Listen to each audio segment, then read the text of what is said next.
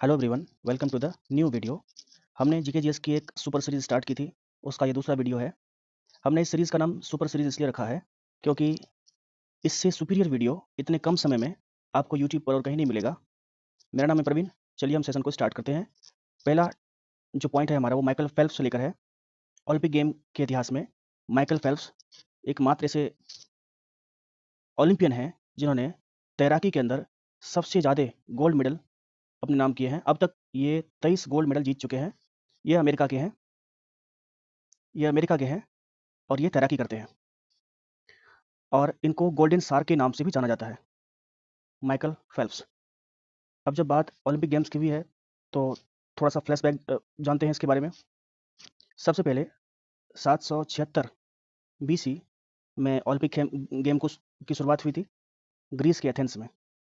Greece के Athens में इसकी शुरुआत होती है 776 ईस्वी में। इसके अलावा जो आधुनिक ओलंपिक गेम है इसकी शुरुआत होती है 1896 में और जो उसको शुरू करते हैं उसका नाम है पियरे पियरे डी कुबर्टीन कुबर्टीन। याद रखिए, हो जाता है कि आधुनिक ओलंपिक गेम की शुरुआत अ, एथेंस में होती है, 1896 ईस्वी में होती है और इसको शुरू करते हैं पियरे डी कुबर्टीन।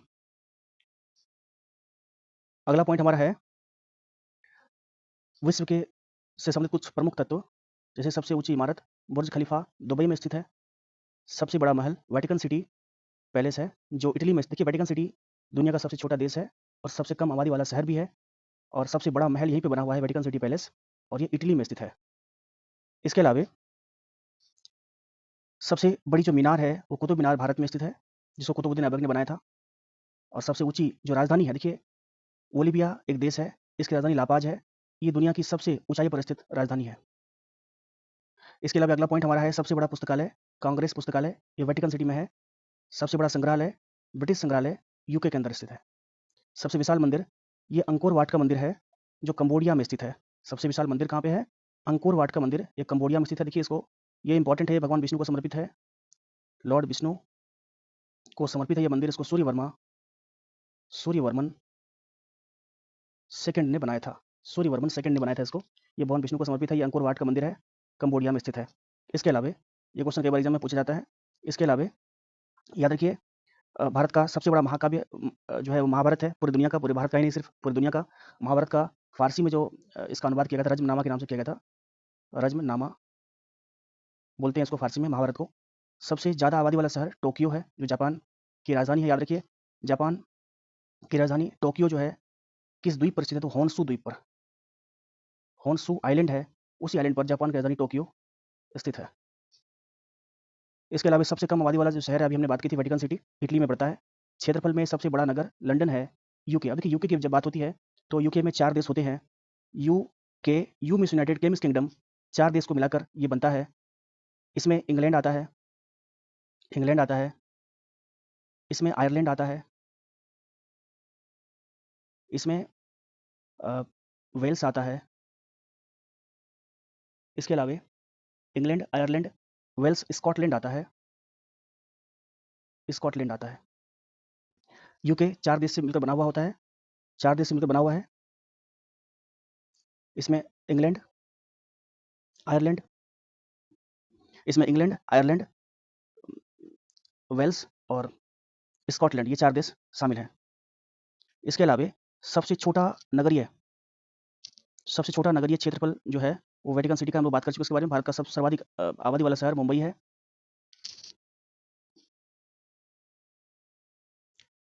अगला पॉइंट हमारा है धर्म और धर्म ग्रंथ। जैसे हिंदू का जो धर्म ग्रंथ है ये रामायण है, महाभारत है, उसी तरह से यहूदी का धर्म ग्रंथ तोरा ग्रंथ है, ईसाई धर्म का धर्म ग्रंथ बाइबल है, पारसी धर्म का धर्म ग्रंथ जैन धर्म अवेस्ता है और मुस्लिम धर्म का धर्म ग्रंथ कुरान है। इसको याद रखिए।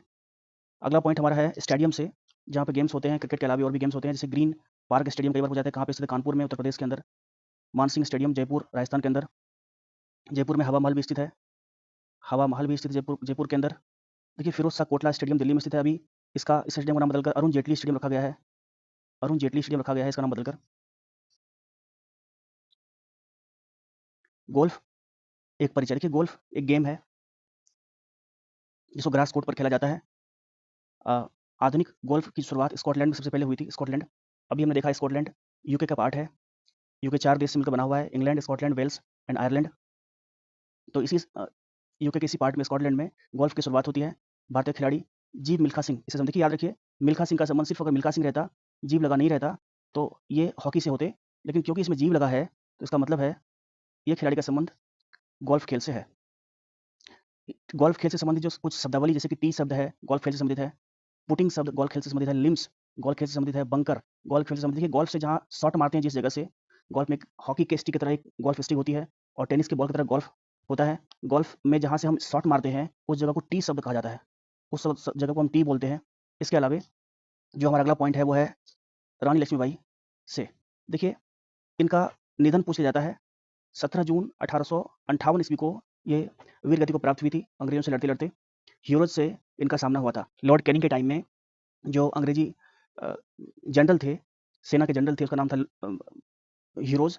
हीरोज के साथ इनका सामना हुआ था, झड़प हुआ था हीरोज से, और ये स्वर्गीय हो गई थी। इससे पहले इनका जन्म 1828 में, 1828 में इनका जन्म हुआ था, वाराणसी के अंदर। याद रखिए, इनका जो वास्तविक नाम पूछता है कई बार कि रानी लक्ष्मीबाई का वास्तविक नाम क्या है, तो ये है कर्णिका, ये है मणिकर्णिका, मणिकर्णिका। कई बार पूछता है, इसे याद रखिए। आगे बढ़िए, अगला पॉइंट हमारा है प्रमुख समाचार पत्र और संपादक।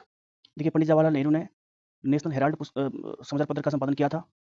Doctor Rajendra Prasad India divided, GS Iyer स्वदेश मित्रम। देखिए, स्वदेश मित्रम समाचार पत्र को जीएस अय्यर ने संपादित किया था। इसके अलावा ट्रिब्यून एक समाचार पत्र जो बहुत इंपॉर्टेंट है, इसको दयाल सिंह मजीठिया ने इसका संपादन किया था, इसको लिखा था। आगे हमारा अगला पॉइंट श्रीलंका देश से है। देखिए, श्रीलंका एक परिचय। देखिए, श्रीलंका की 2 राजधानी है, याद रखना है।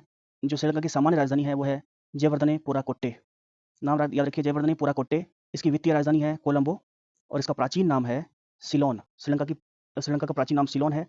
नोट अ बाइट में देखिए, 1972 में सिलोन से श्रीलंका कैसे बना, हम उसकी बात कर रहे हैं। 1972 में सिलोन शब्द को हटाकर लंका कर दिया गया, और 1978 में लंका में श्री लगा दिया। इस तरह से श्रीलंका बन गया।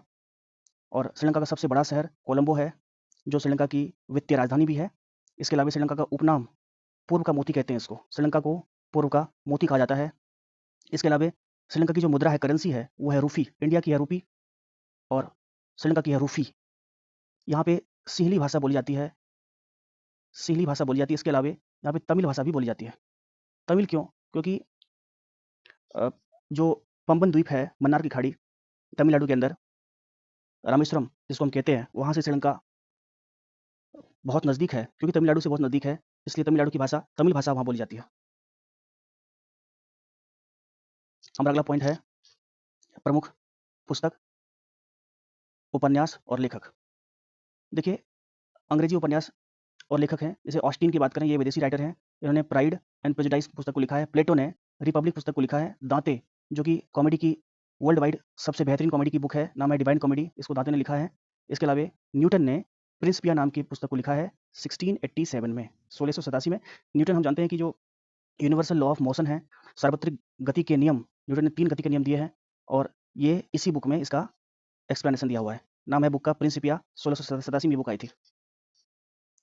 अगला पॉइंट हमारा है यूरोपियन यूनियन को लेकर। जो आज का वर्तमान यूरोपियन यूनियन है, जो आज का वर्तमान यूरोपियन यूनियन है, उनका गठन, सॉरी, जो आज का वर्तमान यूरोपियन यूनियन है, उसका गठन जो हुआ था वो 1 जनवरी 1958 को हुआ था।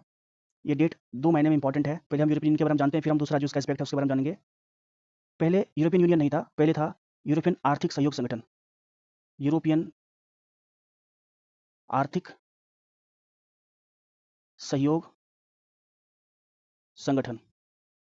देखिए, मैं हाथ से लिख रहा हूँ, लिखने में बहुत परेशानी होती है, टाइम टेकन भी है, समय भी काफ़ी लगता है, लेकिन कुछ दिन में मैं स्टाइलस पेन से लिखूंगा तो काफ़ी अच्छा लिख पाऊंगा और समय भी कम लगेगा। पहले यूरोपियन यूनियन जो आज का वर्तमान में है, वो पहले जो था 1958 में यूरोपियन आर्थिक सहयोग संगठन था। इसमें 6 कंट्री मेंबर थे, 6 देश ने मिलकर इसको बनाया था अपनी आर्थिक समस्या को हल करने के लिए। वो 6 देश थे। पहले हम 6 देश के बारे में जानते हैं। वे देश थे France, Germany, Italy, Belgium, Netherlands, आप, मैं बोल रहा हूँ आप सुनिए, नीदरलैंड और लग्जमबर्ग। मैं पूरा लिख नहीं पाऊँगा, लग्ज़मबर्ग। ये 6 देश थे जो शुरुआती के दिनों में यूरोपियन यूनियन के संस्थापक सदस्य में थे। जो पहले यूरोपियन यूनियन आर्थिक संगठन के नाम से इसका गठन हुआ था। जो अभी वर्तमान का यूरोपियन यूनियन है, याद रखिए ये ये 1993 में इसका गठन हुआ है। इसका नाम यूरोपियन आर्थिक संगठन से इसका नाम यूरोपियन यूनियन जो हो गया, वो हो गया 1993 से इसको हम यूरोपियन यूनियन के नाम से बोलते हैं। देखिए यूरोपियन यूनियन में कुल 28 देश थे। इसमें से ब्रिटेन भी पहले शामिल था। ब्रिटेन अब यहाँ से निकल गया है। अब कुल 27 देश इसमें बच गया है। अगला पॉइंट, प्रसिद्ध भारतीय लेखक और उसकी किताबें, उसकी पुस्तक। जैसे चेतन भगत की बात करें, इसे कौन नहीं जानता। काफ़ी सारी किताबें इन्होंने लिखी जो फेमस रही हैं और बेस्ट सेलर बुक रही हैं। जैसे the 3 mistakes of my life, one night at call centre, ये सभी पुस्तक चेतन भगत ने लिखी हैं। टू स्टेट्स चेतन भगत की पुस्तक है। हाफ गर्लफ्रेंड चेतन भगत की पुस्तक है। चेतन भगत की उपन्यास से, पुस्तक से कई फिल्में भी बनी हैं। देखिए एक दूसरा सबसे फेमस, खुशवंत सिंह, जिसकी मृत्यु हो गई। इंदिरा गांधी रिटर्न्स, जब सोनिया गांधी कांग्रेस की अध्यक्षा बनी तो सोनिया गांधी में खुशवंत सिंह को इंदिरा गांधी नजर आया, तो उन्होंने पुस्तक लिख डाली। उसका नाम था Indira Gandhi returns, the company of women, a train to Pakistan, Delhi. ये सभी पुस्तक को खुशवंत सिंह ने लिखा है। ये ट्रेन टू पाकिस्तान महत्वपूर्ण इसलिए है जो कि ए ट्रेन टू पाकिस्तान लिखने के बाद खुशवंत सिंह की मृत्यु हो गई थी। देखिए हाल ही में हमने विश्व पक्षी दिवस मनाया है, जो 5 जनवरी को मनाया जाता है हर साल। जो हर साल 5 जनवरी को हम विश्व पक्षी दिवस के रूप में मनाते हैं। अभी हाल ही में हमने मनाया है इसको। ये इंपॉर्टेंट इसलिए है चूंकि अभी एक वायरस न्यूज़ में है, H9N5, इसको एवियन इन्फ्लुएंजा वायरस बोलते हैं। इनसे पक्षियों की काफ़ी मृत्यु हो रही है। पक्षी काफ़ी प्रभावित हो रहे हैं इस वायरस से। इसका नाम है एवियन इन्फ्लुएंजा वायरस, और इस वायरस का जो नाम है एवियन इन्फ्लुएंजा वायरस है, और इसका वेरिएंट जो है वो है H9N5 वायरस। इसको याद रखिए। इसके अलावा 5 जनवरी को हम विश्व पक्षी दिवस के रूप में मनाते हैं। अगला पॉइंट हमारा है विश्व के प्रमुख जलप्रपात। वाटरफॉल की हम बात करेंगे, और किस नदी पर है वो भी हम देखेंगे, और किस देश में है वो भी हम देखेंगे। देखिए दुनिया का सबसे ऊंचा जलप्रपात जो है उसका नाम है एंजिल जलप्रपात, जो कैरो नदी के ऊपर है, वेनेजुएला देश में। देखिए वेनेजुएला देश जो है दक्षिण अमेरिका, अमेरिका 2 पार्ट में बटा हुआ है, उत्तरी अमेरिका और दक्षिणी अमेरिका। तो दक्षिणी अमेरिका का एक देश है, नाम है वेनेजुएला। देखिए वेनेजुएला में एक नदी बहती है, उसका नाम है कैरो नदी।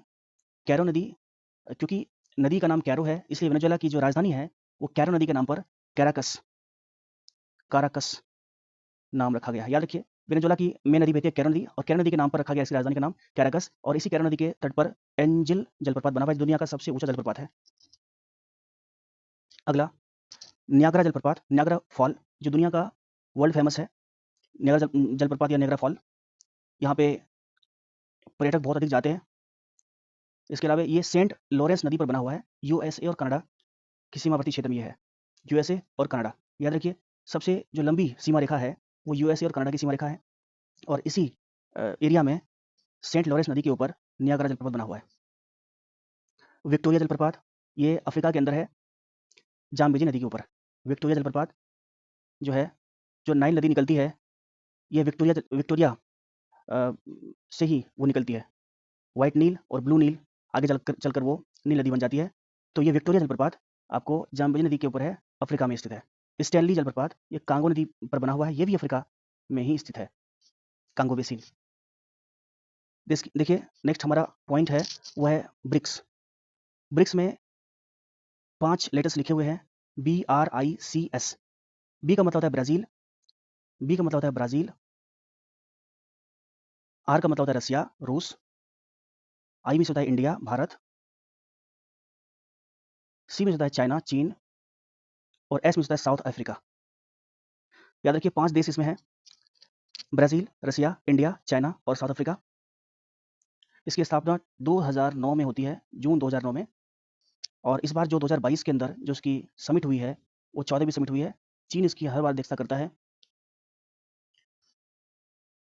इसके अलावा इसका जो हेडक्वार्टर है वो बीजिंग में स्थित है। ब्रिक्स का हेडक्वार्टर बीजिंग में स्थित है। देखिए स्वराज पार्टी के बारे में थोड़ा सा हम जानते हैं। असहयोग आंदोलन 1920 में सबसे पहली बार स्टार्ट हुआ था, और 1922 में ये बंद हो गया चौरी चौरा कांड के बाद। तो इससे तंग आकर महात्मा गांधी ने, जब चौरी चौरा कांड हुआ तो इससे तंग आकर महात्मा गांधी ने इस पूरे असहयोग आंदोलन को बंद कर दिया। तो असहयोग आंदोलन भारत का पहला आंदोलन था जब पूरे देश भर में व्यापक तौर पर अंग्रेजों का विरोध हो रहा था। तो जब ये बंद हो गया तो अंग्रेजों का विरोध होना भी बंद हो गया। तो स्वराज पार्टी वालों को, खासतौर से चित्तरंजन दास और मोतीलाल नेहरू को काफ़ी बुरा लगा इस बात का कि अंग्रेज़ों का विरोध बंद हो गया। तो इनसे नाराज़ होकर के कि असहयोग आंदोलन बंद हो गया है, अब अंग्रेज़ों का विरोध नहीं होगा व्यापक पैमाने पर, व्यापक तौर पर। तो इन लोगों का उद्देश्य था कि एक ऐसा पार्टी बनाया जाए, जिनसे हम कुछ सीट को जीतकर असेंबली में जाकर बैठें और सरकार के विरुद्ध हम स्टेप ले सकें। तो इस उद्देश्य से इसकी स्थापना 1 जनवरी 1923 ईस्वी को होती है। स्वराज पार्टी की स्थापना, इसके संस्थापक सदस्य में 2 सदस्य थे, चित्तरंजन दास और मोतीलाल नेहरू। चित्तरंजन दास को इसका अध्यक्ष बनाया गया, मोतीलाल नेहरू उसके महासचिव थे। अगला जो हमारा पॉइंट है वो है प्रमुख देश और संसद के नाम।